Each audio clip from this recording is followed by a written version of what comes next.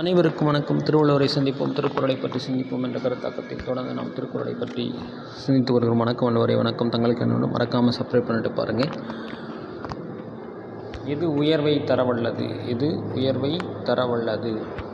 புறம் கூறி பொய்த்துயர் வாழ்தலின், புறம் கூறி பொய்த்துயர் வாழ்தலின் சாதல் அறம் கூற்றும் ஆக்கம் தரும், அறம் கூற்றும் ஆக்கம் தரும் என்றார்.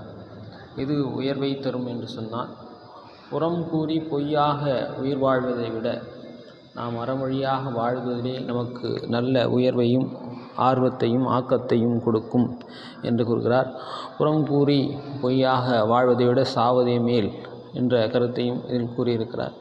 எனவே புறம் கூறாமல் வாழ்வதே உங்களுக்கு வாழ்வில் உயர்வை தரும் என்று சொல்லி விடைபெறுகிறேன். நன்றி, வணக்கம். மீண்டும் சந்திப்போம், நல்லவற்றை சந்திப்போம். பிடித்திருந்தால் சப்ஸ்கிரைப் பண்ணுங்கள், லைக் பண்ணுங்கள், ஷேர் பண்ணுங்கள். மறக்காமல் சப்ஸ்கிரைப் பண்ணிட்டு பாருங்கள். நன்றி, வணக்கம்.